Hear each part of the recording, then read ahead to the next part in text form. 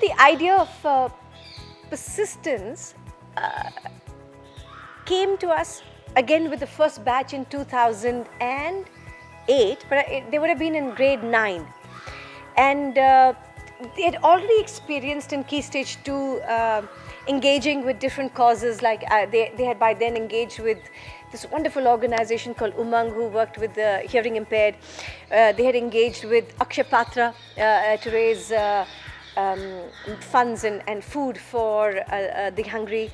So they'd had experience in the past of engaging for a year with various issues and causes that would help them understand about perspective, help them understand about what it meant to have even gratitude, to understand that it's not about anybody making anybody's life better as much as participating in lives together, on a journey that is not about entitlement, but about earning your spot or your place in the world.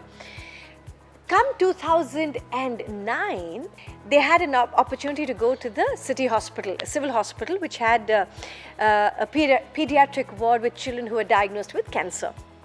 And I remember it was a very, very moving experience for them to see young children whose lives would be cut short because of cancer, and so many of those parents they met and they engaged with the children. They came back deeply moved.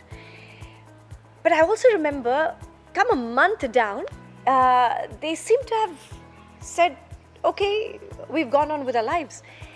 And I remember thinking, they had to go back and engage again.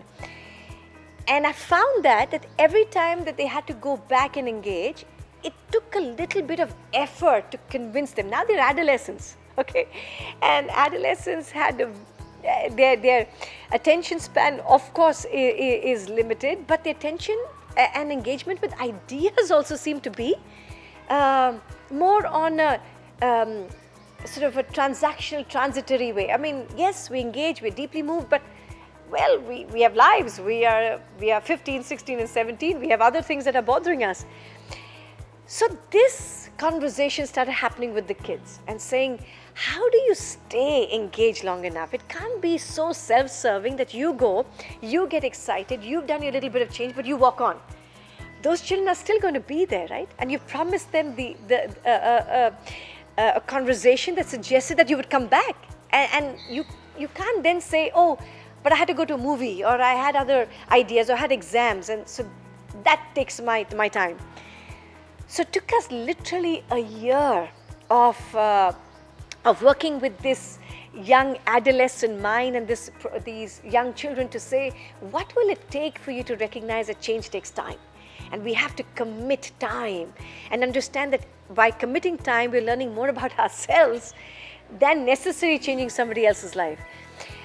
So I think they finally understood the importance of persisting. The idea that when you've had enough opportunity to engage with different issues in Key Stage 2, in Key Stage 3, do you have it in you? Do you have enough grit in you to stay with an idea long enough? That's how persistence happens.